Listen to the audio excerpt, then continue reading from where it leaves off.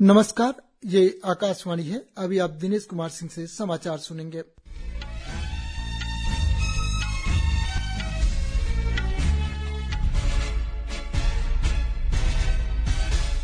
पहले मुख्य समाचार।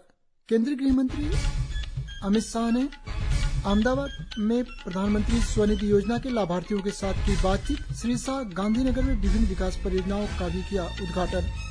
प्रधानमंत्री नरेंद्र मोदी पंडित मदन मोहन मालवीय की संरक्षित कृतियों का कल नई दिल्ली में करेंगे अनावरण। सुरक्षा बलों ने जम्मू के अखनूर के खौर इलाके में ड्रोन से गिराए गए हथियार और गोला बारूद किए बरामद। खेल मंत्रालय ने कई प्रावधानों का उल्लंघन करने पर नवनिर्वाचित भारतीय कुश्ती महासंघ को निलंबित किया।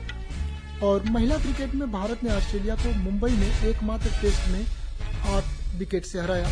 अब समाचार विस्तार से। केंद्रीय गृह और सहकारिता मंत्री अमित शाह ने कहा है कि स्वनिधि योजना के माध्यम से प्रधानमंत्री ने देशवासियों के लिए स्वरोजगार और आत्मनिर्भरता सृजित की है। अब तक इस योजना के लिए गुजरात में 1 करोड़ से अधिक आवेदन प्राप्त हो चुके हैं, जिसमें से 76 लाख लोगों को ऋण दिया जा चुका है। इसमें से लगभग 45% अनुदान महिलाओं को प्राप्त हुआ है। श्री शाह ने यह बात आज रेहड़ी पटरी वालों और उनके परिवारों को संबोधित करते हुए कही, जो प्रधानमंत्री स्वनिधि योजना के लाभार्थियों में शामिल हैं। कार्यक्रम का आयोजन अहमदाबाद नगर पालिका ने किया था। श्री शाह ने कहा कि कोरोना काल में दुनिया सोचती थी कि भारत का क्या होगा, लेकिन प्रधानमंत्री ने इस बात का उदाहरण प्रस्तुत किया कि लॉकडाउन लागू कर कैसे समाज में आत्म अनुशासन लाया जा सकता है।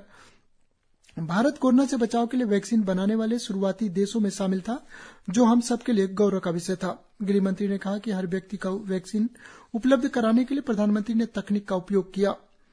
श्री शाह आज गुजरात के दौरे पर उन्होंने आज अहमदाबाद में प्रधानमंत्री स्वनिधि योजना के लाभार्थियों और उनके परिवारों से GMDC ग्राउंड में मुलाकात की। इस अवसर पर राज्य के मुख्यमंत्री भूपेंद्र पटेल भी मौजूद थे। श्री शाह ने गांधीनगर जिले के कलोल में पंसार झील और कुछ विकास परियोजनाओं का उद्घाटन भी किया। बाद में श्री शाह कलोल खटराज मार्ग पर सरदार वल्लभ भाई पटेल की 15 फुट ऊंची प्रतिमा का अनावरण किया। प्रधानमंत्री नरेंद्र मोदी कल नई दिल्ली के विज्ञान भवन में पंडित मदन मोहन मालवीय की जयंती पर उनकी रचनावली का विमोचन करेंगे। इसे सूचना और प्रसारण मंत्रालय की इकाई प्रकाशन विभाग निदेशालय ने प्रकाशित किया है। इस अवसर पर सूचना और प्रसारण मंत्री अनुराग सिंह ठाकुर और अन्य गणमान्य व्यक्ति भी उपस्थित रहेंगे। जम्मू में अखनूर और खौर इलाके में सुरक्षा बलों ने आज एक बक्से से हथियार और गोला बारूद बरामद किए। संदेह के बक्सा किसी ड्रोन से गिराया गया है। सुरक्षा बलों को यह बक्सा पुलिस और सेना के संयुक्त अभियान के दौरान मिला। बक्से में पिस्तौल, मैगजीन, बुलेट और नकदी थी। पुलिस ने इस सिलसिले में एक मामला दर्ज किया है। केंद्रीय खेल मंत्रालय ने कई प्रावधानों का उल्लंघन करने के कारण नवनिर्वाचित भारतीय कुश्ती महासंघ को निलंबित कर दिया है। सूत्रों के अनुसार खेल मंत्रालय ने महासंघ के नए अध्यक्ष संजय सिंह को कुश्ती की अंडर 15 और अंडर 20 आयु वर्ग की राष्ट्रीय प्रतियोगिता आयोजित करने की घोषणा के बाद निलंबित कर दिया। भारतीय कुश्ती महासंघ का अध्यक्ष चुने जाने के बाद संजय सिंह ने अंडर 15 और अंडर 20 आयु वर्ग के लिए राष्ट्रीय प्रतियोगिता उत्तर प्रदेश के गोंडा में आयोजित कराने की घोषणा की थी। सूत्रों के अनुसार मंत्रालय ने कहा कि यह घोषणा जल्दबाजी में की गई और प्रतियोगिता में भाग लेने वाले पहलवानों को इसकी कोई पूर्व सूचना नहीं दी गई। साथ ही भारतीय कुश्ती महासंघ के संविधान के प्रावधानों का पालन भी नहीं किया गया। मंत्रालय ने कहा है कि ऐसे निर्णय महासंघ की कार्यकारी समिति लेती है, जिसके समक्ष इस प्रकार का एजेंडा विचार के लिए रखा जाना आवश्यक होता है। मंत्रालय ने कहा कि नवनिर्वाचित महासंघ ने खेल संहिता की पूरी तरह अनदेखी की है और ऐसा प्रतीत होता है कि वह पूर्व पदाधिकारियों के पूर्ण नियंत्रण में है। मंत्रालय ने कहा कि महासंघ का कामकाज पूर्व पदाधिकारियों द्वारा नियंत्रित परिसर में चलाया जा रहा है। इसी परिसर में ही खिलाड़ियों ने यौन शोषण से कथित आरोप लगाए थे। यह मामला फिलहाल न्यायालय के समक्ष विचाराधीन है। सूत्रों के अनुसार मंत्रालय ने भारतीय कुश्ती महासंघ को अगले आदेश तक अपनी सभी गतिविधियां निलंबित रखने का निर्देश दिया है। भारतीय महिला क्रिकेट टीम ने ऑस्ट्रेलिया को एकमात्र क्रिकेट टेस्ट मैच में 8 विकेट से हरा दिया है। महिला टेस्ट क्रिकेट में भारत ने इतिहास रचते हुए पहली बार ऑस्ट्रेलिया टीम को हराया है। मुंबई में आज चौथे और अंतिम दिन भारत को जीत के लिए 75 रन का लक्ष्य मिला, जिसे टीम ने 2 विकेट खोकर हासिल कर लिया। इससे पहले आज ऑस्ट्रेलिया की पूरी टीम दूसरी पारी में 261 रन पर आउट हो गई। भारत की ओर से स्नेहा राणा ने 63 रन देकर 4 विकेट लिए। भारत ने पहली पारी में 406 रन बनाए। जवाब में ऑस्ट्रेलिया पहली पारी में 219 रन पर सिमट गई। इस तरह पहली पारी के आधार पर भारत को 187 रन की बढ़त मिली थी। राजस्थान में विकसित भारत संकल्प यात्रा अब तक राज्य की 2052 से अधिक ग्राम पंचायतों तक पहुंच चुकी है। इस दौरान शहरों में 103 शिविर भी लगाए जा चुके हैं। इन शिविरों में लोगों को केंद्र सरकार की 25 जन कल्याणकारी परियोजनाओं की जानकारी देने के साथ साथ विभिन्न योजनाओं के लिए पंजीकरण भी किया जा रहा है। गुजरात के सूरत में आज दुबास समुद्र तटवर्ती विकास परियोजना की आधारशिला रखी जाएगी। नवसारी से लोकसभा सांसद और भारतीय जनता पार्टी के प्रदेश अध्यक्ष CR पाटिल दुमास समुद्री तटवर्ती परियोजना के शहरी क्षेत्र 1 के पहले चरण की आधारशिला रखेंगे। क्षेत्र 1 का विकास 2 चरणों में किया जाएगा, जिसकी कुल लागत 206 करोड़ रुपए आएगी। पहले चरण का निर्माण 10.32 हेक्टेयर क्षेत्र में किया जाएगा। इस चरण की लागत 174 करोड़ 22 लाख रुपए होगी और इसका निर्माण कार्य अप्रैल 2025 तक पूरा करने का लक्ष्य रखा गया है। इसके बाद 2.54 हेक्टेयर के दूसरे पैकेज का निर्माण कार्य शुरू किया जाएगा। आज से शुरू हो रहे पहले चरण में बहुमंजिला पार्किंग, बच्चों के लिए खेलने का स्थान, साइकिल चालकों के लिए ट्रैक, पैदल पथ, खेल गतिविधियों के लिए स्थान और समुद्र तट पर अन्य बेहतरीन सुविधाओं का निर्माण किया जाएगा।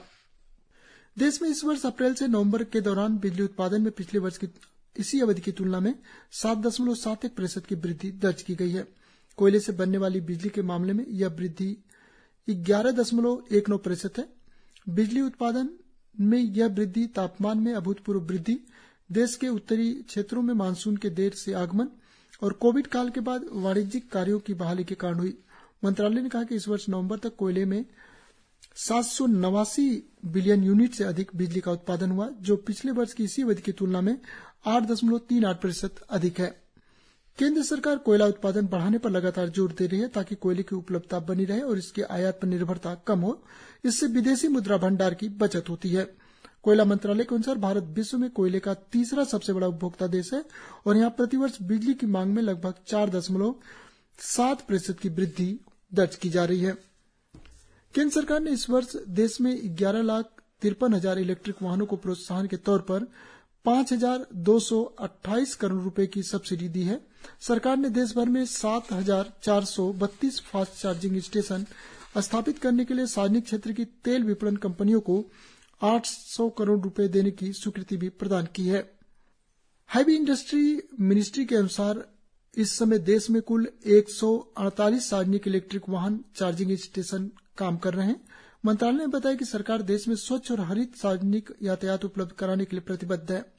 सरकार जीवाश्म ईंधन पर निर्भरता कम करने और वाहनों के प्रदूषण की समस्या से निपटने के लिए इलेक्ट्रिक वाहनों को तेजी से अपनाने और विनिर्माण योजना फेम इंडिया के दूसरे चरण को लागू कर रही है।